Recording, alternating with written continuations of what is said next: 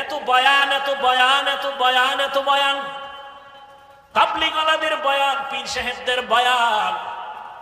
ও যুবক, ভালো করে মনে রাখি, ওরে যুবক, লাইনে বেলাইনে তো কম দৌড়াইলি না রে বাবা, রং বেরঙের ঘোড়া দৌড়াইলি জীবনে।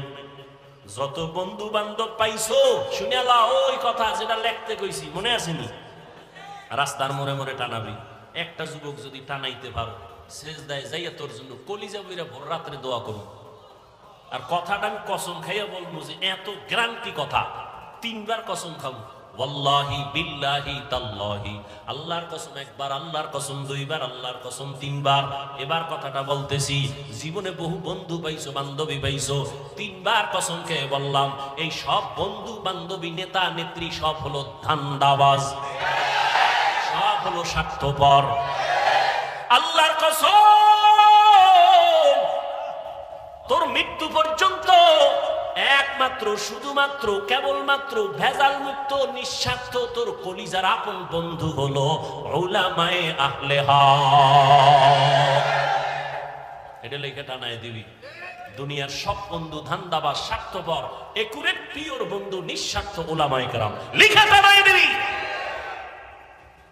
এবার তুই বুঝতে হইব যে আসলে এটা কেমনে। এবার বুঝেরই অভাব। কিসের অভাব? আমি বুঝছি টুপির মধ্যে বরকত, জীবন যাবে টুপি ফালাবো না। তোরে পাও দইরা বুঝাইতেছি, তুই বোঝো না, এই জন্য তুই টুপি মাথায় দিতে চাও না। আমি টুপি মাথায় না দিলে লজ্জা লাগে, তোমার টুপি দিতে লজ্জা লাগে। বুঝ। আমি দাড়ি কাটতে লজ্জা পাই, তুমি দাড়ি রাখতে লজ্জা পাও। তাবলীগ ওয়ালারা পাও ধরে দাড়ি রাখো, পীর সাহেবরা পাও ধরে দাড়ি রাখো, ওলামায়ে কেরাম পাও ধরে দাড়ি রাখো, দাড়ি লম্বা করো। জুমার খতিব বলে দাড়িটা লম্বা করো। বুঝ নাই, বুঝ হয় না। আমি দাড়ি কাটতে চাই না, তুমি রাখতে চাও না। আমি মসজিদে ঢুকতে আরাম, না ঢুকলে লজ্জা, তোমার মসজিদে ঢুকতে লজ্জা। আমি পর্দা করতে না করলে লজ্জা লাগে, তোমার পর্দা করতে লজ্জা লাগে। অথচ তুমি মুসলমান, আমিও মুসলমান। তোমার আমার আল্লাহ নাকি আলাদা? তোমার আমার নবী, তোমার আমার ধর্ম, তোমার আমার কালেমা, তোমার আমার কোরআন, তোমার আমার কাবা আলাদা। দুনিয়াতে আসছি সিস্টেমও নাকি কামরাঙ্গীর চরের মানুষগুলো লঙ্গি পরে আসছেন। বিদায়বেলা কাফনের সংখ্যা হবে 1, আমি বক্তার জন্য 3 কাফন, আপনি শ্রোতার জন্য 3 কাফন। আমার সম্মানে কেউ একটা কাফন বাড়াইয়াও দিবে না। আপনি গরিব রিক্সা ড্রাইভার মরে গেলে একটা কাফন কেউ কমাইয়াও দিবে না। আমারও 3 কাফন, আপনারও 3 কাফন।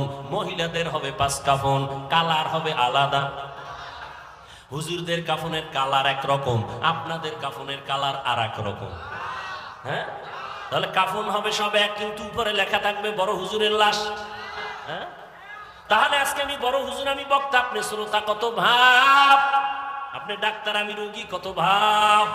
যত ভাব দেখাও রে মুমিন, সাদা কাফনে যেদিন প্যাকেট হবি, সব ভাব বন্ধ হয়ে যাবে। এরে নবীরা আসে, কি সমস্যা? এই বৃষ্টিতে এই অবস্থা, তা তো কুমিল্লা, ফেনী, নোয়াখালীর তুফান হওয়া দরকার। দেখছেন, এই হলো ইমানের হালাত। এখন যদি হাতটা উঠাইয়েই ফালাই তো সব শেষ।